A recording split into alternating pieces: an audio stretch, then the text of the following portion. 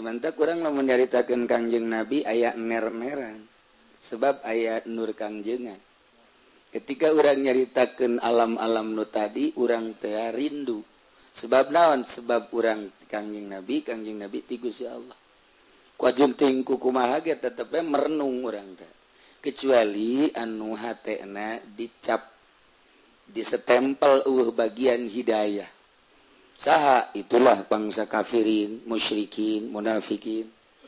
Nyanaman tertarik ketika nyaritakeun alam malakut, nyaritakeun alam jabarut, nyaritakeun surga, nyaritakeun neraka, nyaritakeun Kangjeng Nabi, nyaritakeun wali, nyanaman yang serikeun sebabna hatena geus ditutup. Ai urang mah nyongsrong urang. Ketika nyaritakeun Kangjeng Nabi komo nyaritakeun keanehan-keanehan Kangjeng Nabi ulah nyaritakeun Kangjeng Nabi nyaritakeun sahabat nyaritakeun tabiin nyaritakeun para aulia Allah bae urang asa jadi wali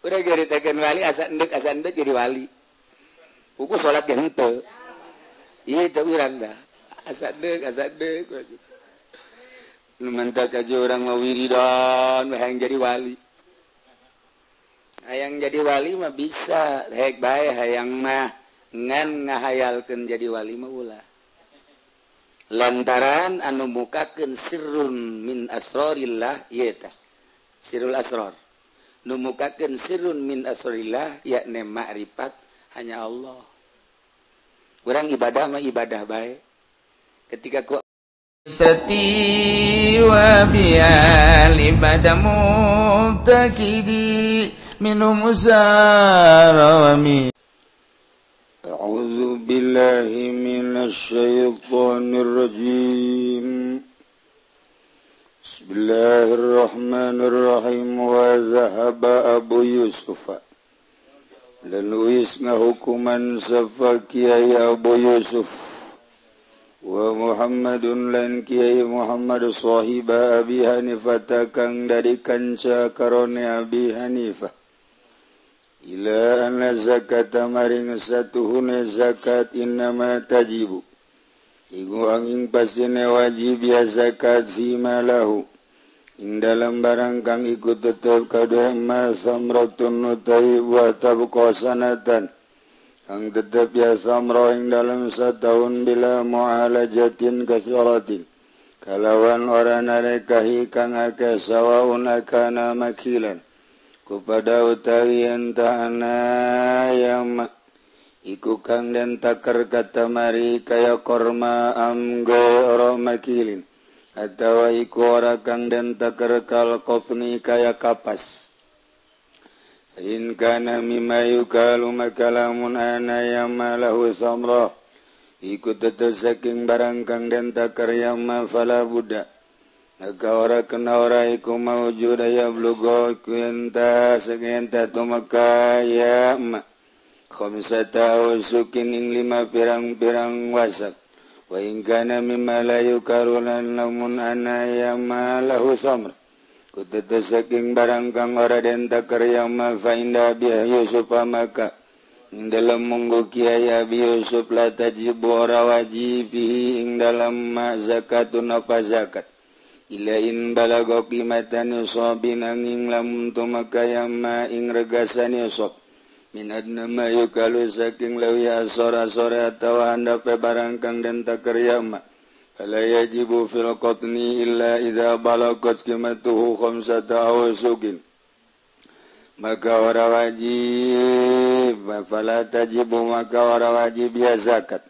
ing dalam qatni kapas angin tatkala tumaka qimatuhu oporgane qatni khamsata awsukin ing 5 pirang-pirang wasak min syairin al tatazakin kacang syair wa inda Muhammadin laning dalam Kiai Muhammad la zakata fihi ora zakat iku maujud fihi ing dalam ma ilain balago angin lamun tumakaya ma khamsata amsalin ing 5 pirang-pirang umpama min alama yugadaru bihi naum saking lewi dukure barang kang den pasti akan bihi kalawan manau apa warnane mayukalu fa fil qasmi maka ing dalam kapas la tajibu ora wajib zakatihi ing dalam qatni illa in balago angin lamun tumakaya qatnu khamsata qanautira ing 5 pirang-pirang gudang wa ala hadzalana tapi ngatasi kila qaul Muhammad fala zakata maka ora zakat iku maujud fi nahwil fawakihi wal khudrawat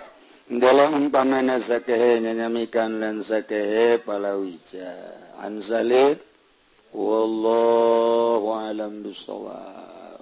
Cukup santri mangaji kos gitu bongan teh jadi santri saya jadi raja.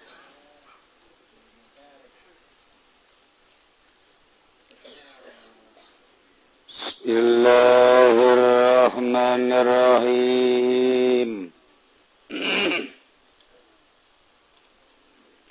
Alhamdulillahi al-qadiri sadaya puji datang tuka Allah teh anu maha kawasa Allah anu maha uninga Allah anu maha ningali Allah anu maha bijaksana Allah anu maha luman maha mulia tur maha mangeranan maha welas.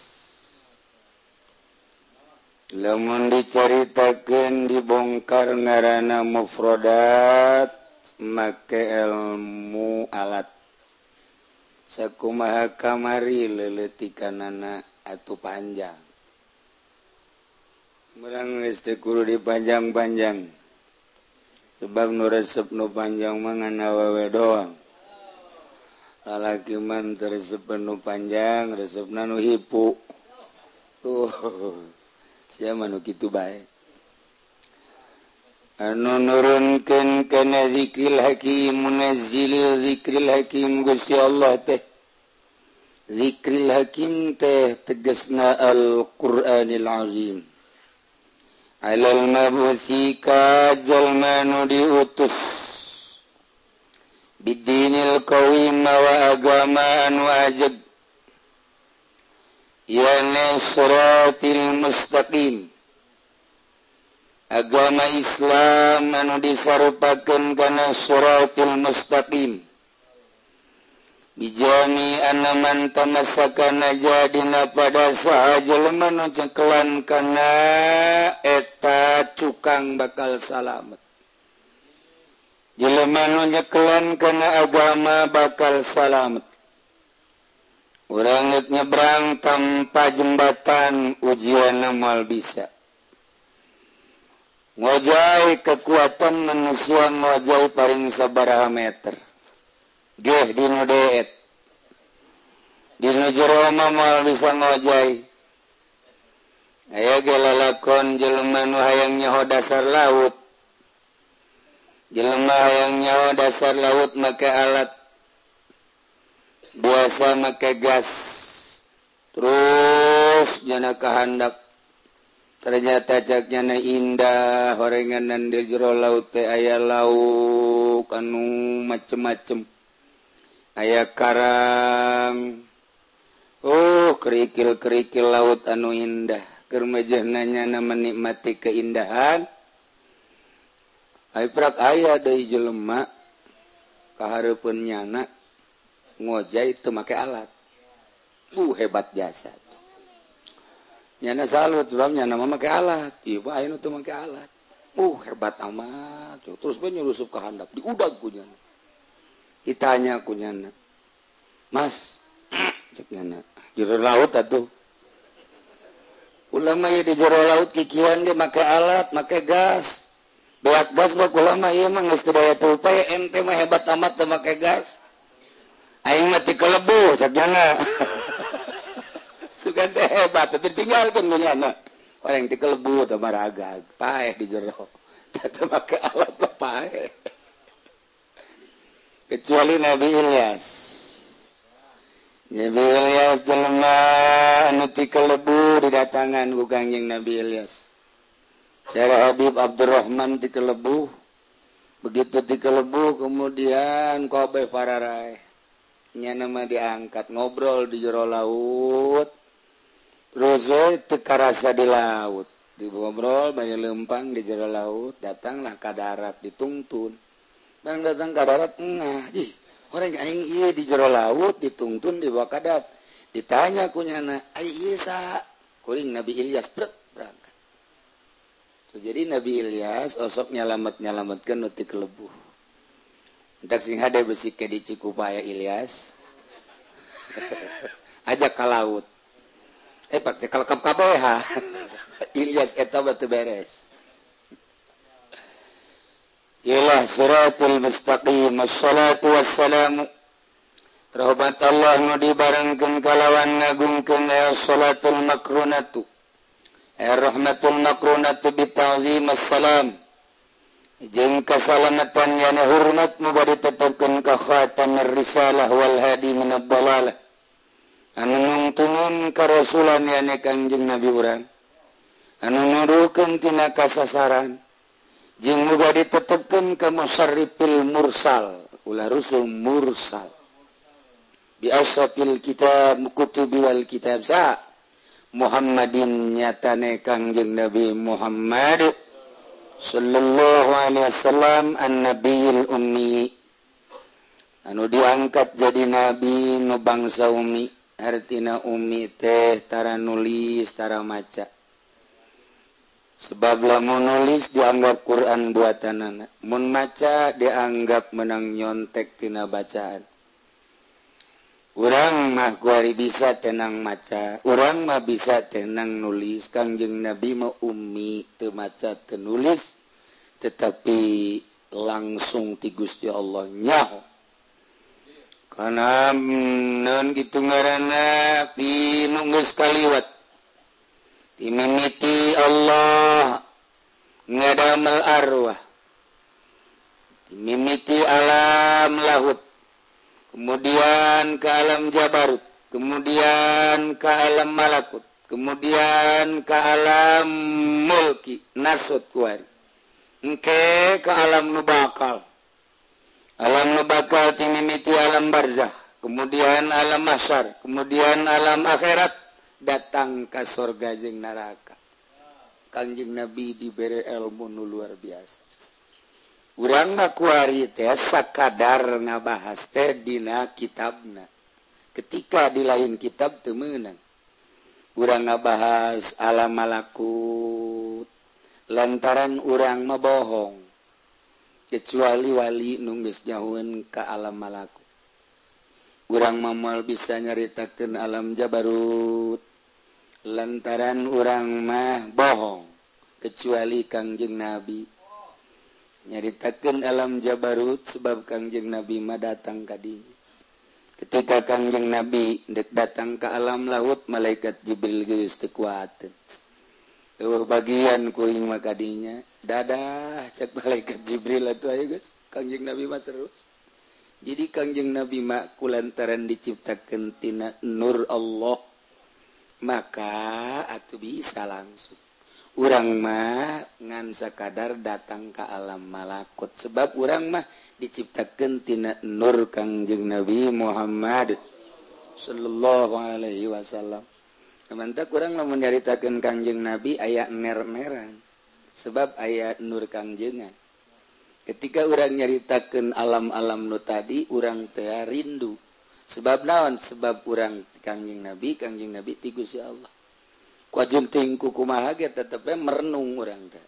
Kecuali anu hatena dicap disetempel bagian hidayah. Saha itulah bangsa kafirin, musyrikin, munafikin. Nyanaman tertarik ketika nyaritakeun alam malakut, nyaritakeun alam Jabarut, nyaritakeun surga, nyaritakeun neraka. Nyaritakeun Kangjeng Nabi, nyaritakeun wali, nya mah yang serikeun sebabna hatena geus ditutup. Urang mah nyongsrong urang.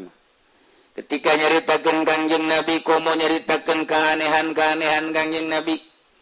Ulah nyaritakeun Kangjeng Nabi, nyaritakeun sahabat, nyaritakeun tabiin nyaritakeun para aulia Allah bae urang asa jadi wali urang nyaritakeun wali asa endek jadi wali buku salat ge henteu ieu teh urang dah asa endek nu mantak aja urang mah wiridan hayang jadi wali hayang jadi wali mah bisa hek bae hayang mah ngan ngahayalkeun jadi wali mah ulah lantaran anu mukakeun sirrun min asrarillah ieu tah sirrul asrar nu mukakeun sirrun min asrarillah yakni ma'rifat hanya Allah urang ibadah mah ibadah bae ketika ku Allah tadi bukakeun mah tun teu bae sanajan urang ibadah geus pohara jujungkelan tarangna geus hideung saparo kos PKSI eta dibukakeun mah tun teu bae teu urusan Allah siapa ibadah baik aing adapun nu bukakeun urusan aing atuh ku aing dibukakeun sia nyaho aing ku aing teh tun teu bae siapa penting ibadah ulah ngahayal-hayal jadi wali ayo bae ibadah sesuai jeung aturan-aturanana lamun urang ngahayalkeun jadi wali mal datang-datang sebab nafsu hayalan hayang jadi kiai eta nafsu ya aing zakir mah lumayan ngaji amil geus dulumiang geus albiang geus patul muin geus beunah itu aing teh jadi kiai-kiai emang nu ngiaikeun saha aja bae urang kulantaran teh jadi kiai nyeun urang teh naon karangarana kartu nama Kiai Haji Abdul Razak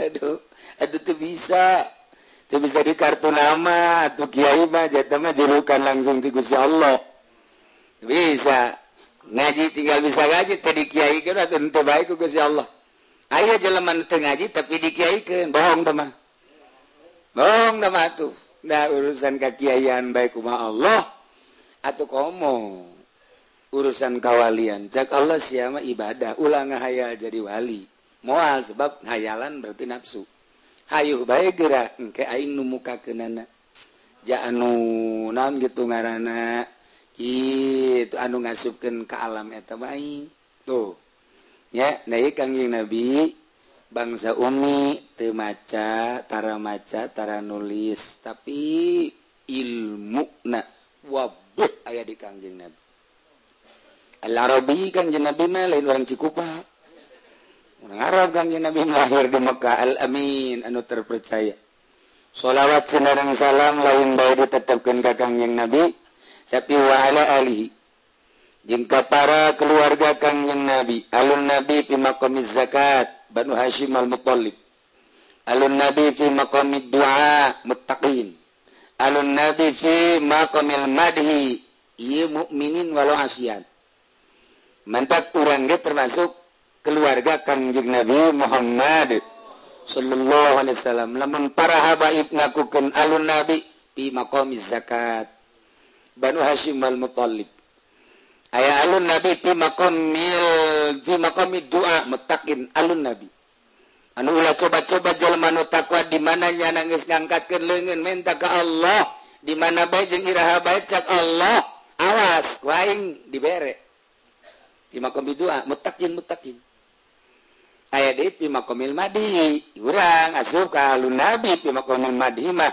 nu penting mah urang iman ka Allah iman ka Kangjeng Nabi Muhammad sallallahu alaihi wasallam ulang jadi keluarga Kangjeng Nabi engke diaku ku Kangjeng Nabi oh sia aya ngaran aingan di jero hate sia ieu keluarga aing fi maqamil madhi ditungtun ku Kangjeng Nabi dibawa ka surga sebab di jero hate urang aya Allahan aya Kangjeng Nabian ngan begitu di ka surgakeun titip heula ka malaikat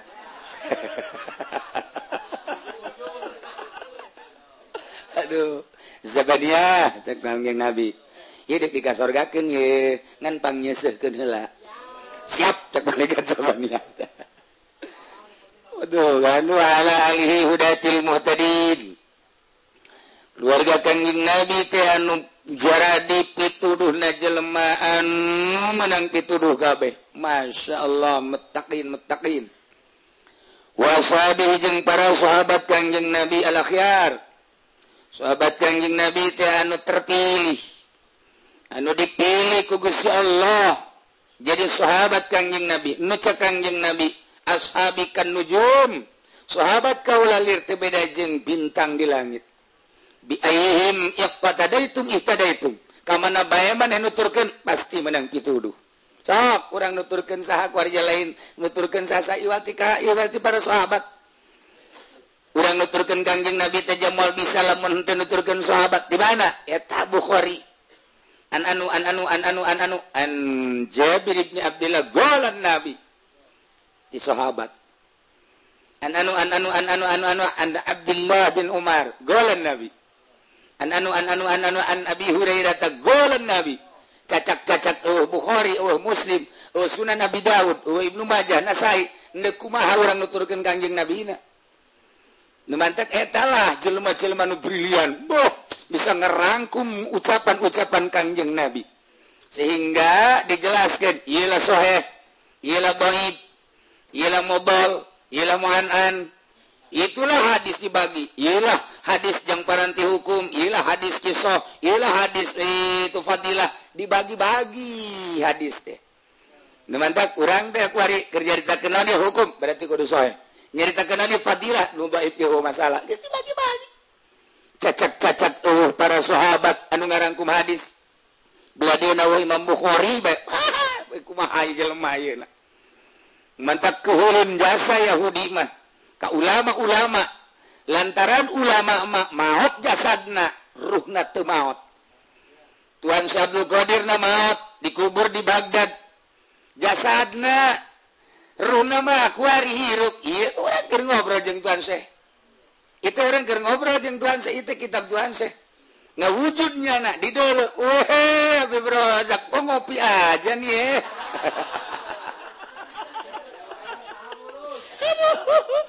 di dulu ke Tuan Syekh emang hal kumaha itu lain tamu kula lain tamu orang di tamu Tuan Syekh jalan mengandalkan orang atau orang ngasapira orang Tuhan nyana cicing di dia jelema teh santero datang ribuan manusia datang jutaan manusia dan mungkin cerita jutaan atuh aya Tuhan lamun ngandalkeun urang naon deuleun urang Tuhan hadir trek nyanding jadi kasurupan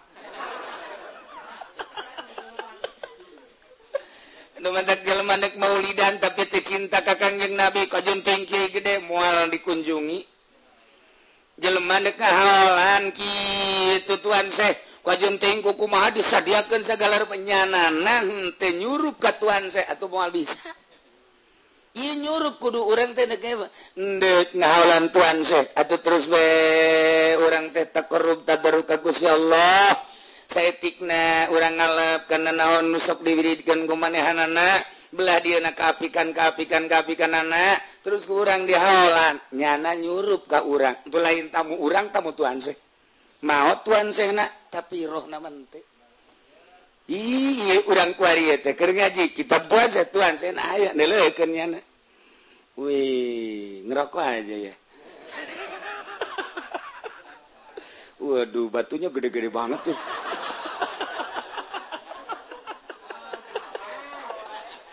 Tuhan saya ngomong itu mah bukan batu itu mah telur soang kali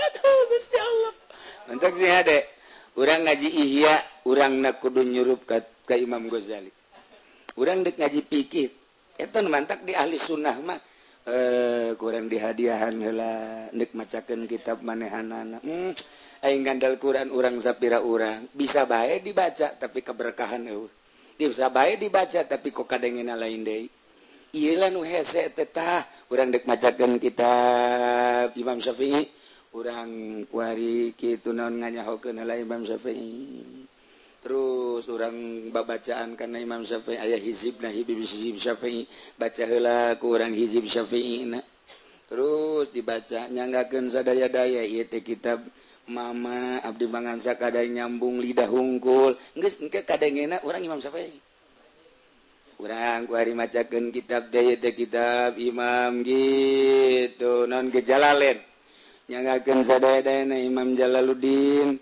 abdi teh bade manyakeun kitab anu ditafsiranku Mama atuh ayu abdi mah urang mangansa kieu ayana saya orang wajah tak ngaku orang imam Jalal gitu di sekolahan lain ketika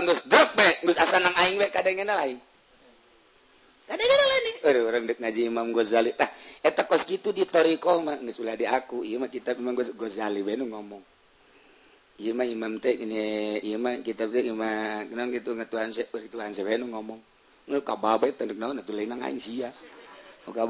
menyampaikan doang macam-macam dari aku kitab saya itunya kasurupan kushohibul kamu Alibna menyaritakan iya agak-agagan nyaritakan Minhajul Abidin agak-agagan nyaritakan kawalian agak-agagan mal bisa tuh mending ulah tuh mending ulah mantap iya teh di istikharatan heula kayak ngaji kitab ieu teh aya izin apa hese gaji kos kieu mantap diprekeun heula iya izin da eueuh sabarna mah hajuk bari aya izin atuh teh mah kumaha aing si mah nyaho-naon atuh udah aya izin atuh moal eta hese teh kos karari itu hese teh minta urang ka Gusti Allah geus taqarrub urang tawasulan heula izin apa henteuna eta nu hese ketika teu aya izin engke ngajelaskeun moal beres kabelah dituna engkena urang teh ieu teh mun cara katulah mah katulah nah ieu aya persyaratan ngaji kitab ieu manu kukula kabari caritakeun aya syaratna engke ditulis persyaratan-persyaratan apa masalah kudu ditulis persyaratan aya ditulis persyaratan kos ngaji manakib kita persyaratan kudu boga wudu teh ieu ge aya persyaratan kurang ditulis insyaallah ke kukula we ditulis memang fotokopina we teu beres lah ya tulisanana teh saliru nang leungeun jeung nang sukupan kebe kuku insyaallah kukula ditulis persyaratan ke fotokopi ngan tetep jual atuh dibeli tetap rugi atuh jual mah berat ini kaji kitab kawalian bisnis kan ya baik bolon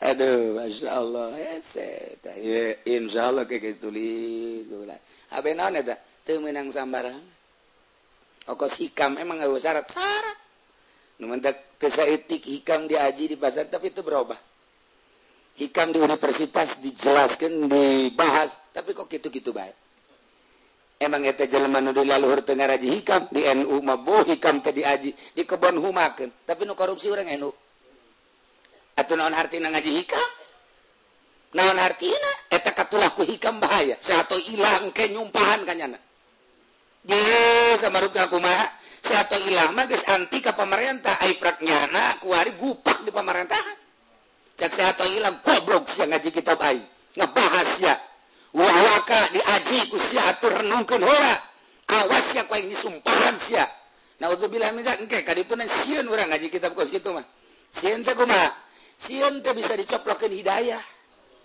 eta ucapan sato ilah teh mangko masar jeung Imam Ghazali mantap ieu sing hade ngaji kitab lah cenah itu minggu hareup mah moal ngaji terus sanu ni tahan sia ngaji keur ieu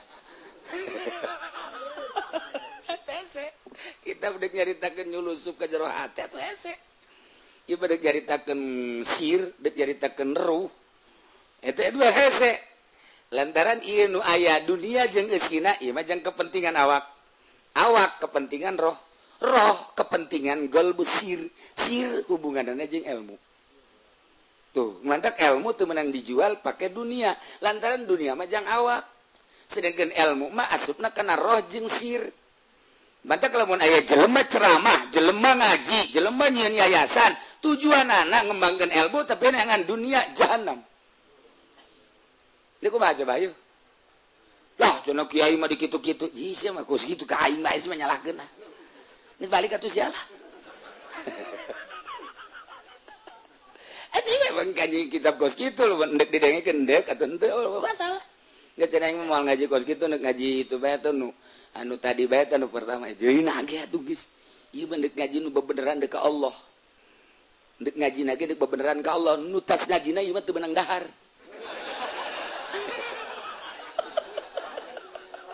Kiai mah cenah pugu ngaji kadua gede dahar. Dibalik coba. Oh itu dahar ge jang ibadah ieu. Tuh haju suku sia mah haju dikitu-kitu, Pak. Bela diri. Nah, ieu keur carita, jang kepentingan awak, kepentingan ruh, kepentingan sir atau lain-lain. Ngatak ieu mah endek lain dek nyaritakeun kepentingan awak. Ieu mah hubunganana endek nyaritakeun kepentingan ruh. Ieu mah nyaritakeun kepentingan qalbu. Di jero qalbu aya sir, di jero awak aya ruh. Ieu nu endek dibahas. Jadi lamun jelema nu encan pernah ulin ka roh atuh banyak. Urang mah salat teh asa awak bae, Pan. Urang mah salat teh asa awak bae. Allahu akbar. Akbar. Urusanna urang mah awak. Urang mah urusanna awak rukuna nu rapih. Tidalna nu rapih. Salah atuh henteu emang datang ka dinya. Sujudna nu rapih. Sakadar sakitu. Asal anu ngacung basukuna teh sah teh budak salat. Emang urusanna suka situ. Ieu mah geus lain urusan eta. Ieu mah ketika urang dek salat teh merenung heula mohokeun urusan awak. Sebab awak mah boro-boro ku Allah ku urang ge kadeuleu. Ku sakitarna ge kadeuleu, tapi Allah mah pantun neulekeun awak. Allah mah innallaha la yanzuru ila suwarikum wala ila abnanikum walakin yanzuru ila qulubikum. Allah maneulekeun kana qalb. Isin amat ketika urang ngahareup ka Allah, kemudian hate urang ngalancong ka sisi kaki tah deuk nyaritakeun eta. Isin urang teh usolli salat abdi 4 rakaat zuhur karena Allah, pan sia teh karena Allah, tapi kunaon ngalantur hate sia tah deuk dibahas eta. Ulah kena ngalantur. Berarti memang salat ku urang dipohokeun heula. Lain awak nurek salat teh. Ieu mah nu deuk salat teh roh. Geus roh urang anu dibersihan ku urang. Didelekeun ku Allah roh urang teh. Kurang mah teu kadeuleu disebutna lelembutan latifah. Allah Maha Latif ningalikeun kalatifah lelembutan urang.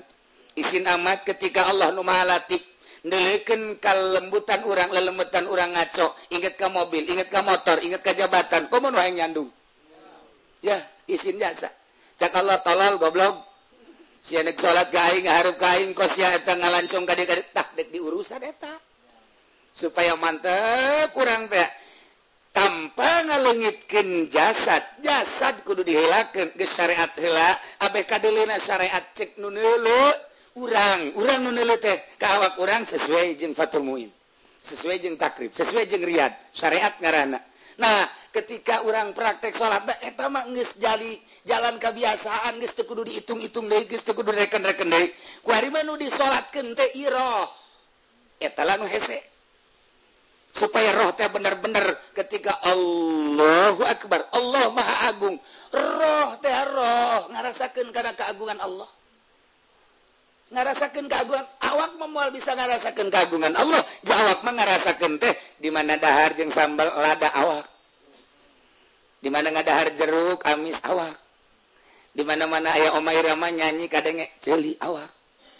Di mana-mana neuleuh urang Lampung nu putih gede adat teh awak. Di mana naik motor endut-endutan awak. Di mana naik mobil awak. Urusanana naik kana kasur awak sama nu ngarasakeun teh awak. Ka Allah mah moal bisaeun awak mah. Sebab teh mah urusanana urusan zahir moal bisaeun ngandalkeun awak ka Allah. Nu diandalkeun ka Allah ma'ruf. Disebut nage basirah mata hati. Urang peureum engke dititah urang peureum. Urang peureum maksudna meremkeun dunia supaya mata hati neuleuh ka Allah. Urang can belajar, urang peureum mata hati ge peureum. Teu belajar mah kitu bae. Ieu mah supaya mata ieu peureum mata hati bentak ka Allah. Tah kos kitu qalbuhu lam yanam wal ainu qad naisat. Qalbu Kangjeng Nabi malam yanam teu pernah sare. Sanajan matana nundutan, socana nundutan. Manah Kangjeng Nabi matara kulem tina salilani mangsa. Sanajan bari socana ieu nundutan sebab eta mah sifat kemanusiaan. nu mantap Kangjeng Nabi mah Kangjeng Nabi sanajan nuju kulem apaleun saha nu aya Kangjeng Nabi salat di hareup jadi imam di tukang sabarabaris jeung saha-sahana nyahoeun kos urang bae kuari sanajan ngaji tetep nyaho di ditu di meja geus aya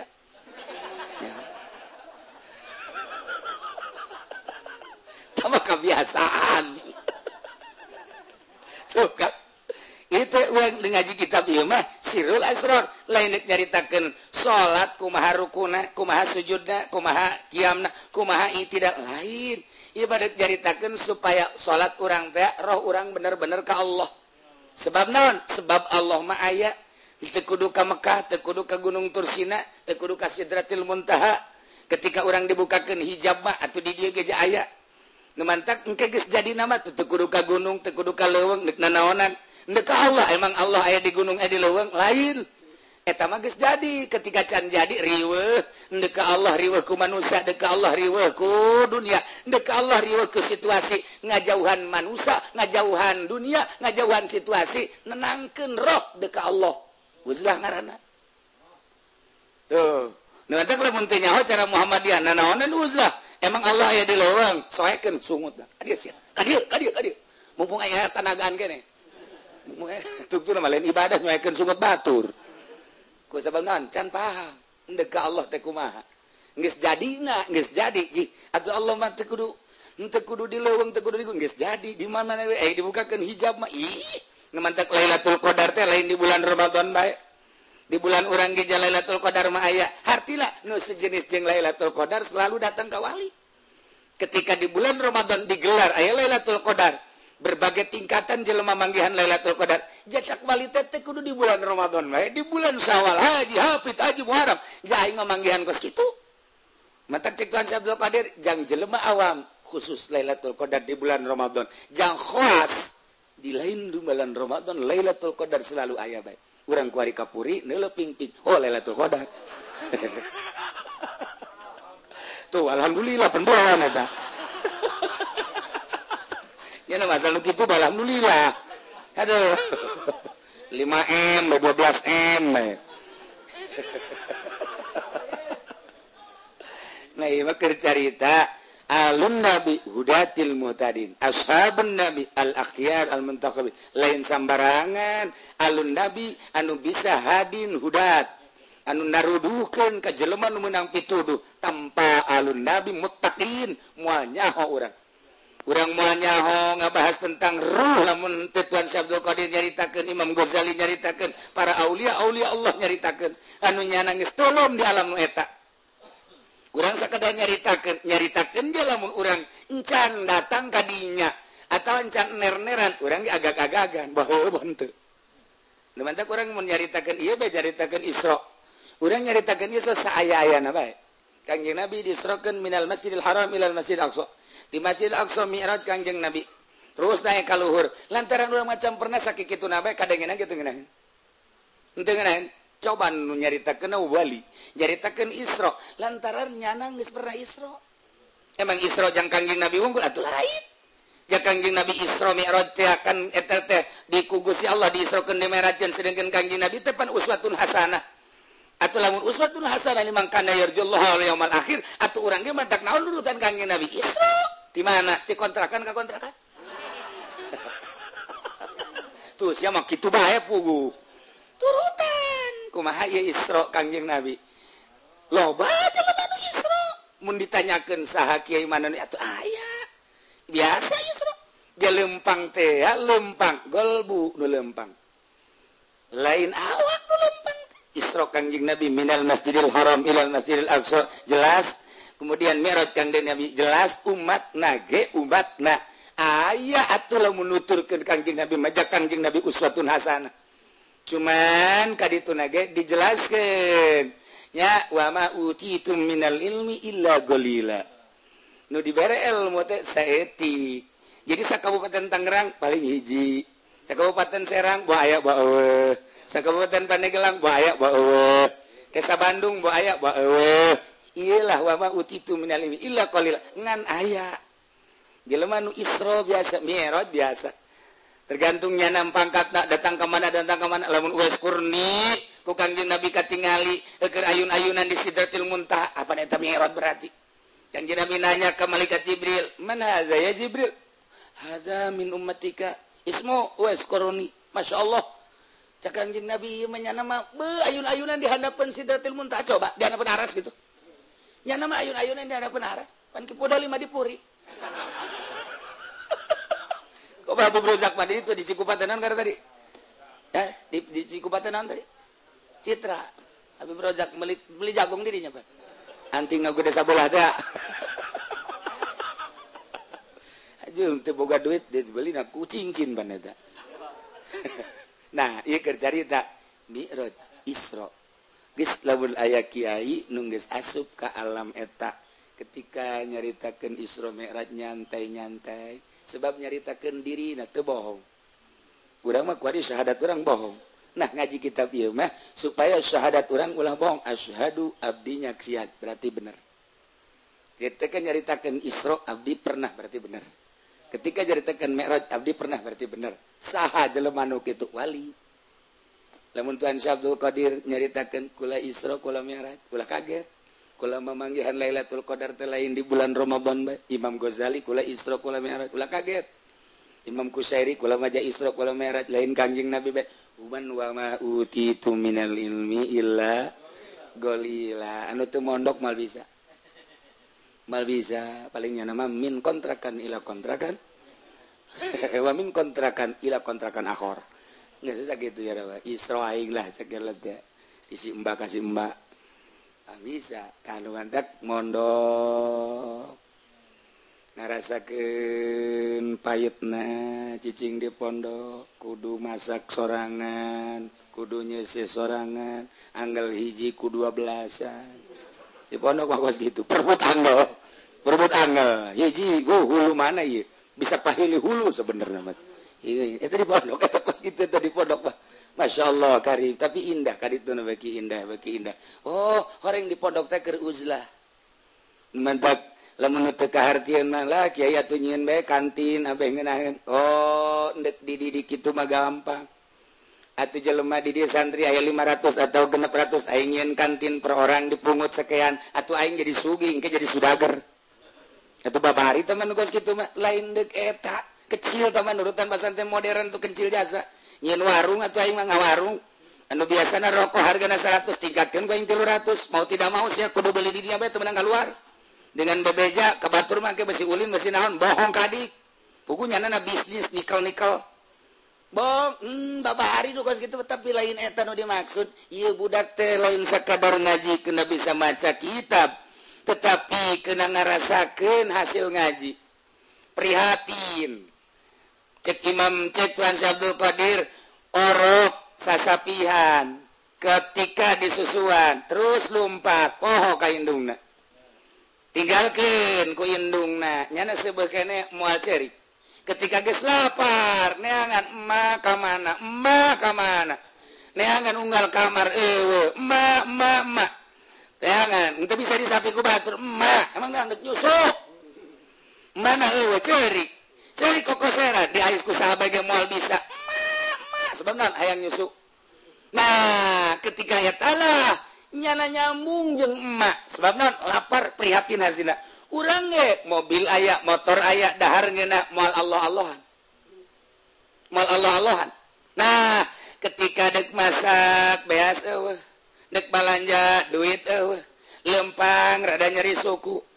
Kakarak Allah tuh cek Allah aing ngeunaheun ngadengen suara sia tuh kamari mah keur aya mobil aya motor teh Allahan sia percis budak leutik ketika nyarah lapar neangan indung kata tanggana terus maka mana terus bae diasuh ku sasa teu bisa tetep emak-emaan bae nah ieu ge urang moal aya nabi dibere wahyu keur di luhur kasur moal aya wali dibere mukjizat karomat keur aya keur sesenangan moal aya di luhur spring bed datang karomah budak moal aya mantap merihatinkeun diri loba bae makanan loba bae dahareun tetapi diprihatinkeun ku dirina engke geus garasa prihatin ngeunah jasa mun sareti peuting lantaran make AC aya make kipas aya kasur berlapis-lapis atuh moal datang ka rumah nu kos kitu tetapi nyana indi tidinya lain ninggalkeun eta